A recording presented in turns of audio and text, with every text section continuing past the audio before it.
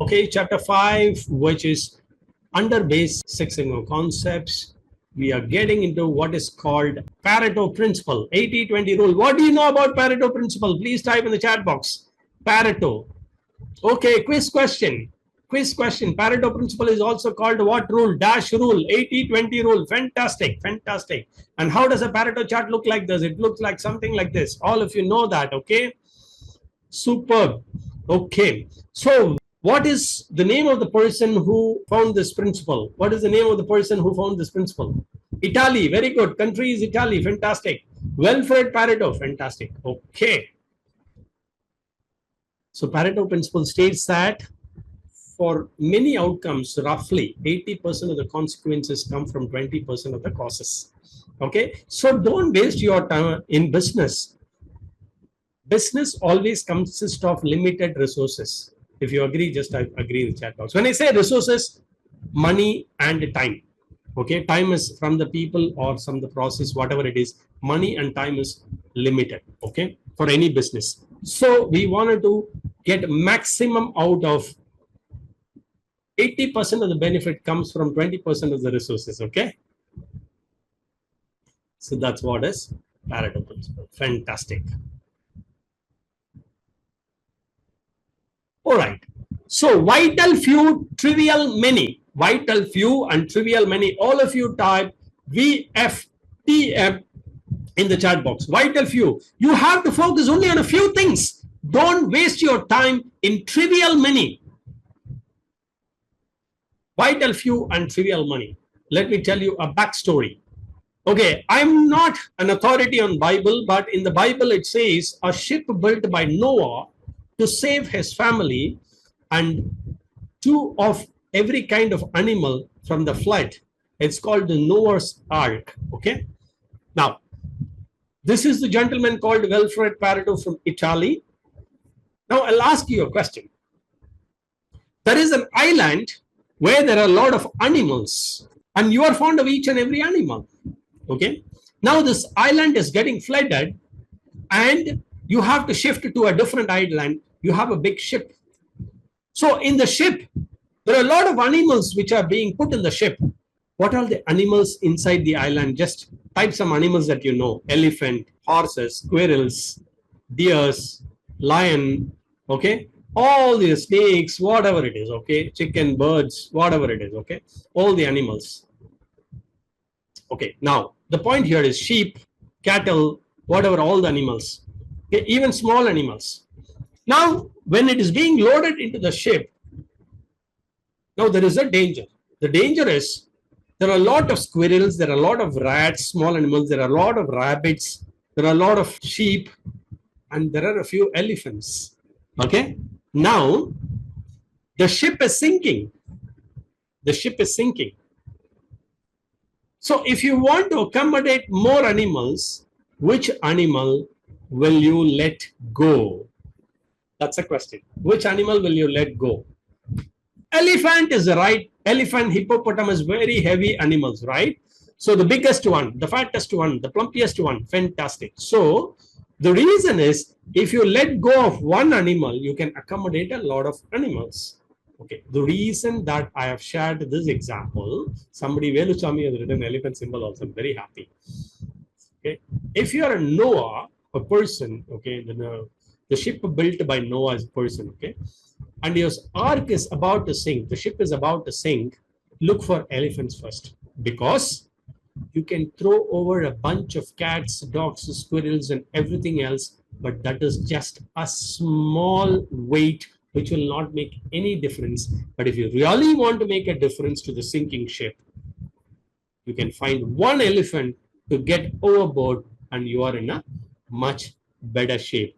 If you liked this example, just give me a thumbs up in the chat box, because I too need encouragement for giving some examples like this. Okay. Thank you very much. Thank you. Okay, so the Pareto principle, Wilfred Pareto, 1848, 1923, that's the years that he lived. He said, put 20% of the effort and you will get 80% result. And the book that I suggest is, there is a book called The Secret to Success by Achieving More with less, for achieving more with less. Okay, that's a book that you have. So, okay, there's a question answer. How many of you are ready for question answer? Type ready in the chat box. Simple question. Okay, good. Now I've impregnated with this with a lot of question answers. Okay, so please be ready for a few questions here and there. Question: what is the significance of 80-20 rule in relation to Pareto charts? What is the significance of 80-20 rule? A, it indicates that 80% of the causes contribute to 80% of the problems. B, it suggests that 80% of the causes should be ignored. Okay. C, it emphasizes the need to address most significant causes first. And D, it refers to the proportion of the time spent analyzing data versus implementing solution. Okay, so I'll open up the chat box. Let's see. So C seems to be a major value coming in. Okay, let's see the correct answer. The correct answer is C. It emphasizes the need. So through this question, I want to bring in you that please focus on what is most significant first. That's the first thinking that I want to bring into you. Next, I'm going to talk about categories. Okay, categories. Data is, there is a numerical data, there is a categorical data. Okay, let me explain to you what it is. See, we must have seen time order for data and numerical data. There are time plots that you would have seen, okay, and control charts, frequency plots, and other things. Okay, but here, this is the time order data that there are, but many times we end up with the data that can be best analyzed by dividing into categories. Like, for example, the defects. Okay, for example, in the pipe, what are the defects? There is a leakage in the pipe thickness is less. Okay, the pipe is, the shear strength is less, etc., etc. These are all categories. Okay, for example, what are the problems in this thing? Okay, the categories are, there are so many people with sugar levels, there are so many people sugar level problems, there are so many people with BP problems, there are so many blood pressure problems, there are so many people with bone joint pains, etc., etc. These are all categories. Okay, so categories means this is also called attribute data.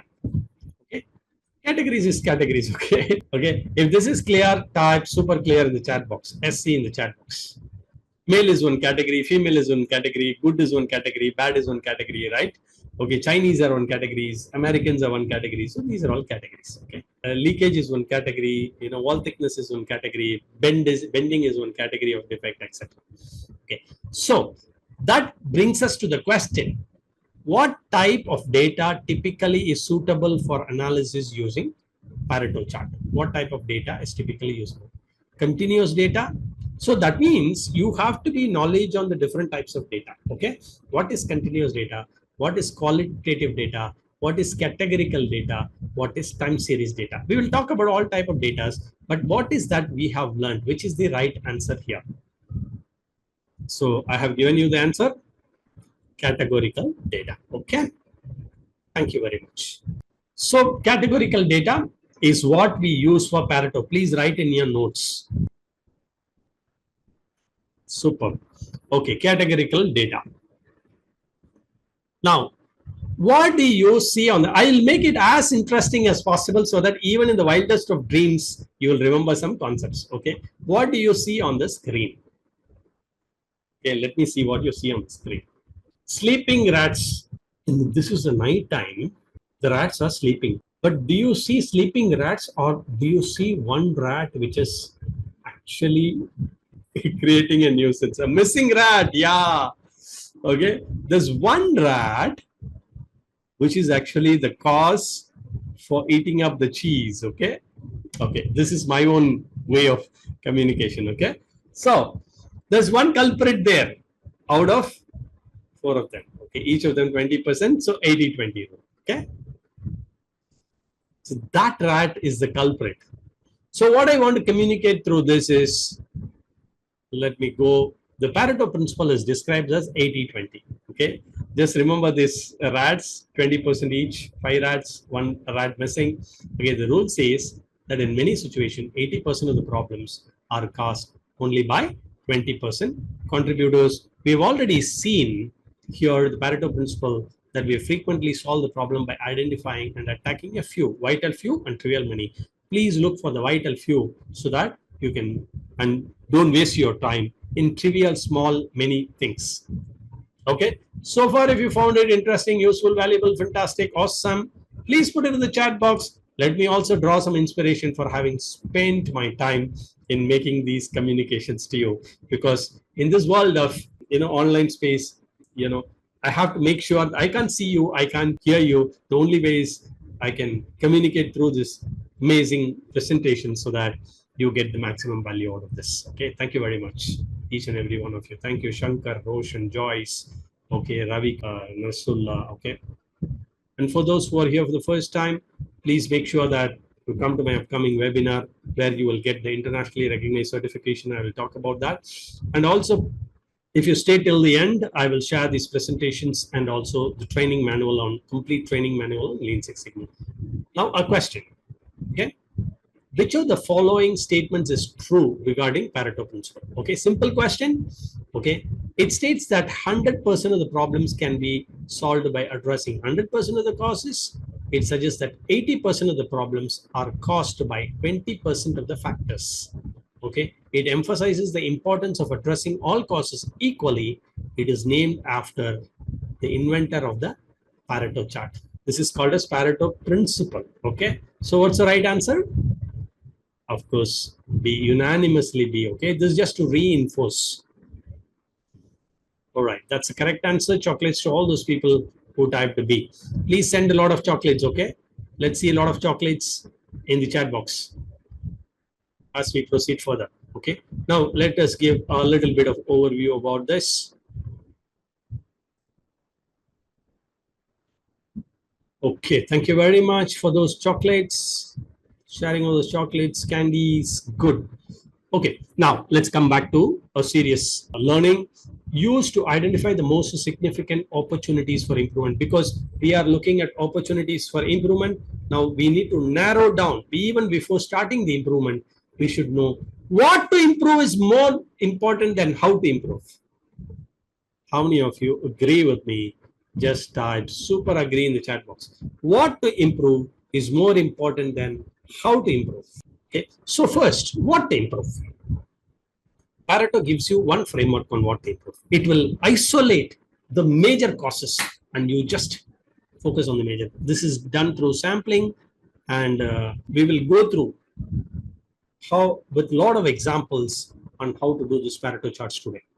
Okay, I hope I'll be able to complete that. Okay, so we will determine what types and quantities of defects are occurring or at least perceived to occur. So some people, they use a very innovative tally marks also. That also looks like a frequency diagram and Pareto chart. Okay, the single column of data. It can be used to simply portray counts or those counts which can be weighted by attributes. For example, severity, detectability, cost and effects. I'll explain this with examples. It will be very interesting to you. You will understand. The weighted Pareto chart can help identify the situations where high cost items occur infrequently. Okay, good. Okay, let me get into an example of a grocery stores. Okay, in the grocery stores, there is a shelf life. Okay, all of you type SL in the chat box. Shelf life. Okay, what happens is many items will get spoiled. Okay, so the amount of spoil, there is some produce which might get spoiled, some meat that might get spoiled, some dairy which might get spoiled, some bakery items, other items which might get spoiled. So the data was collected for October, November, December, so 3 months for spoil. Okay, and you can see which item actually costs more. This is on the left hand side, it's a amount. This is the money involved. So these are all categories. Produce is one category, meat is a category, dairy is a category, bakery is a category. Okay, so which item cost us a lot of money because of spoilage? Which item? cost lots of money because of produce. Okay, some produce is costing lots of money. Okay, so we can break this down into what type of produce, etc., and identifying which parts are most important. We'll go into the depth of it now. And before we go into the depth of it, I want to ask you this question.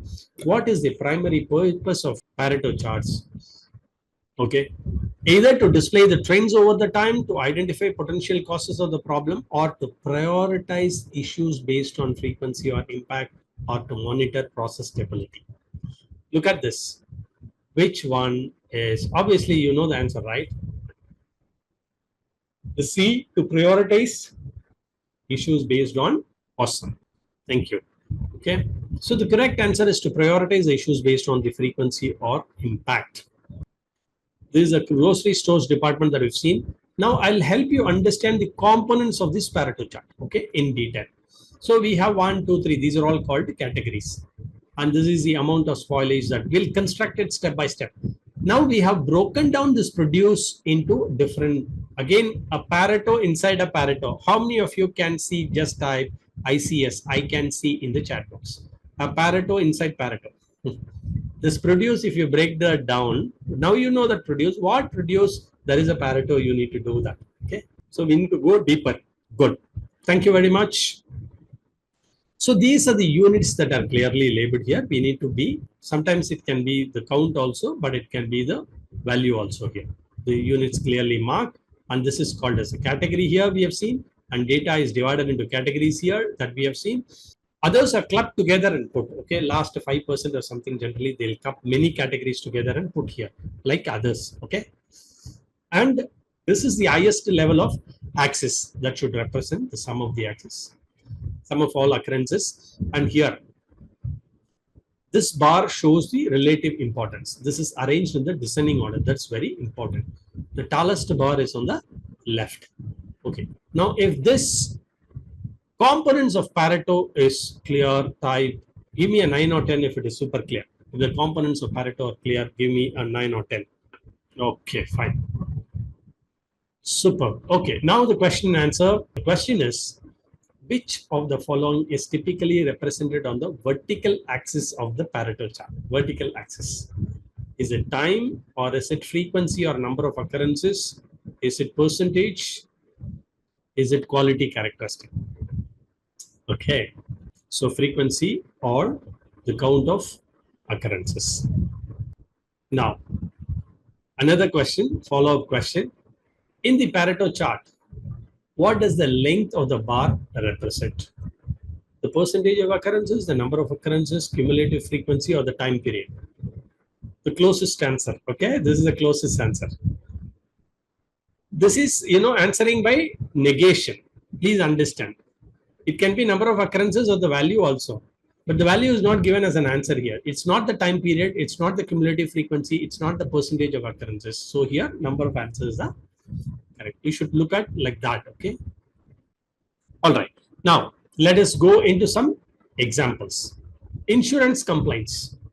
In the insurance, if you see, in the insurance, there can be complaints related to service, the complaints on fire insurance, the complaint related to agents, it can be related to underwriting. So there are different categories of complaints. These are called categories. Please remember, use that word category when you're talking about Pareto chart. Very important, okay? And so we have counted all these complaints due to service. How many complaints are there due to service? Please put it in the chat box. How many complaints are there due to service? Okay, how many complaints are there due to school insurance? Okay, now we can put a Pareto chart on this, okay?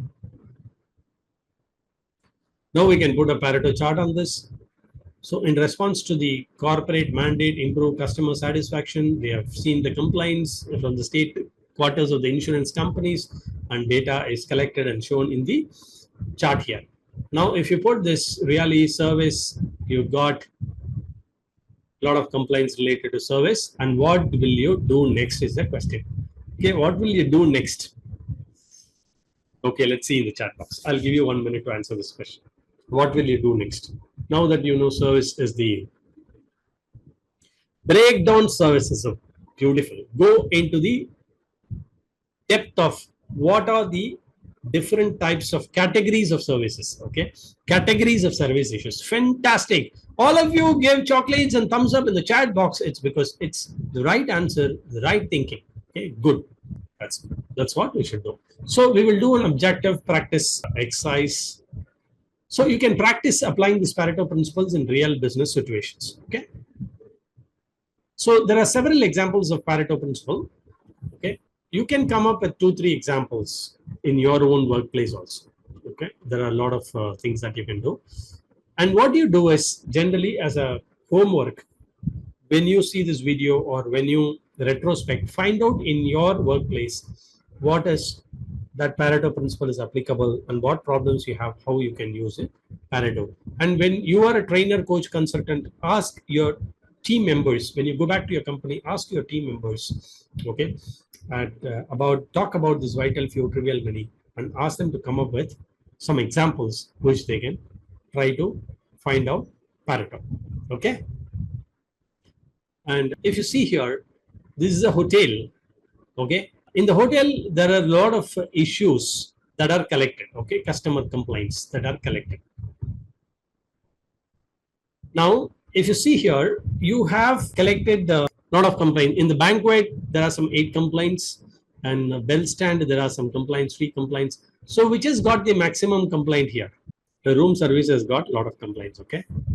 So, let's see whether the Pareto principle is applicable here, okay. So, when we try to put this in a Pareto, we can ask, you can typically what I do, I will share it with you. I leave it to you how you do.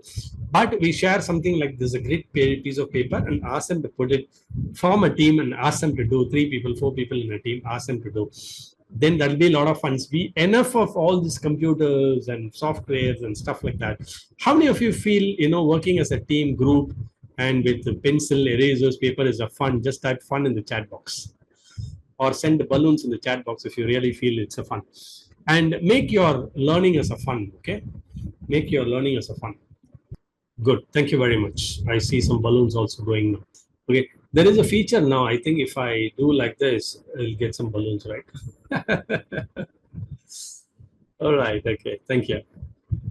Okay, now that if you do like that, you can ask them to ask these questions, okay? Once you give this hotel example, give this example of banquet complaints, room services complaints, all this, and ask them the question, does the Pareto principle hold good?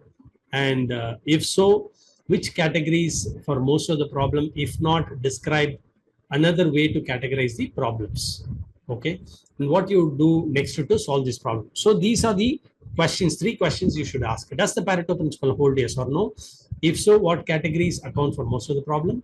Or what would you do next to solve this problem? So these are the questions you'll have to ask. Suppose if I have to do this in Pareto, you see that the room service is on the top, then the front desk, housekeeping, and so on and so forth. Yes, Pareto principle holds good. The complaint about room service and the front desk accounts most of the problem. The next test is make another Pareto to analyze the reason for room services, because there might be, you should go deeper into what type of issues in the room service that we are not addressing. Go deeper into that and address this. Okay. If this is clear on a scale of 1 to 10, please give me a 9 or 10 if it is super, super, super clear. Okay, fantastic. Okay, so some more examples of the Pareto lost contract bids. Okay. They have lost the contract because of lack of capacity, lack of capability, price, terms, other things. This is one form of Pareto.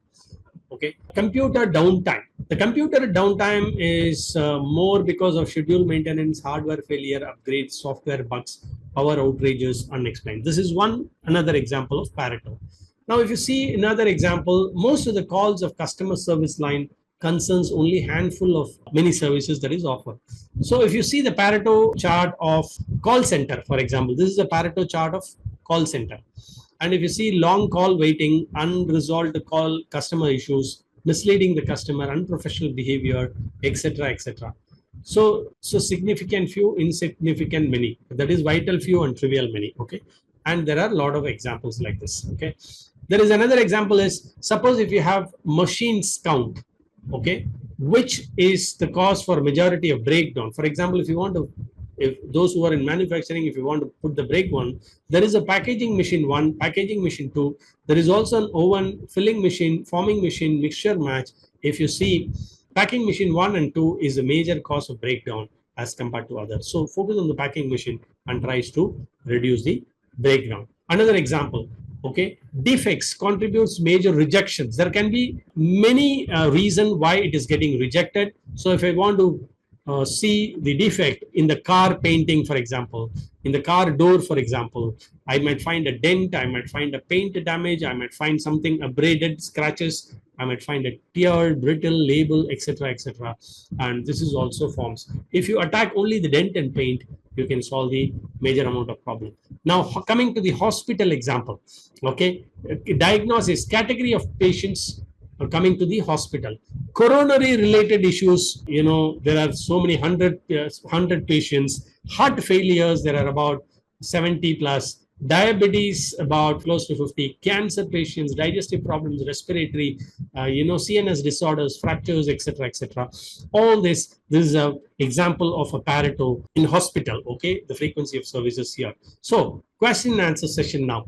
Okay, so far, if all the examples are useful, interesting, valuable, I've shared example from probably a BPO, probably from right hospital, from mechanical industry. I'll try to pick up from many things. Okay, if you found it interesting, useful, valuable, fantastic, awesome, just put it in the chat box. Good. Thank you very much for acknowledging.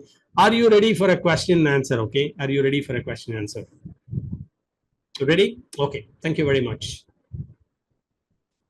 Super ready. Okay, question.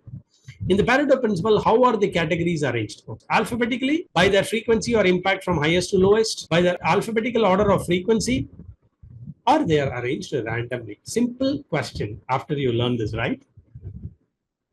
Of course, by the frequency or impact of highest to lowest. Okay. Now, Pareto chart is very useful tool to determine which steps in the process contribute to majority of defects. We will find out bottlenecks from the Pareto charts and it will help prioritize. Okay. So just to summarize, we reinforce this 80-20 rule, the Pareto or sparsity of the effects principle. Okay. 20% of the variable may cause 80% of the problems. Either it is defects or variations or whatever. Or 20% of the product line may generate 80% of waste or profit, whichever it is. Okay, or 20% of the defects may contribute to 80% cost of poor quality. Cost COPQ means cost of poor quality. It can form this. So the question now, what is the purpose of the cumulative percentage line on the Pareto chart? What is the purpose? Is it to represent the average value, or is it to show the distribution of data, or is it to indicate the cumulative contribution of each category, or is it to display the trends over time? Correct answer is fantastic. Okay, so the correct answer is C, to indicate the cumulative frequency of each data. Thank you very much. Okay, that's fantastic participation. So last question. Okay, when analyzing the Pareto chart, so people who stay till the end will get this presentation, will also get the Lean Six Sigma training manual. Okay, it's time to receive that. Okay, when analyzing the Pareto chart, which category should be addressed first? Okay, the category with the longest bar, the category with lowest frequency, the category with highest frequency, and category with shortest bar. This is no brainer, right? Okay. Okay. Highest frequency of impact. Okay. So finally, the uses of Pareto: understanding the pattern or occurrence of the problem, judging the relative impact, and tracking the biggest contributors and deciding where to focus the effort. Okay. So final question, what is recommended action for categories that contribute minimally to the overall problem? See, very important question. What is the recommended action for the categories? Ignore them, prioritize them, address them first, monitor them for changes. What will you do for which is low minimal thing? What do you do? Interesting question, right? For the categories which contribute minimally to the overall problem. The last one, okay? Please ignore them. Very debatable question, right? Don't even spend time on them. Please ignore them. Go whatever is minimum, okay? Whatever is minimum, please ignore it.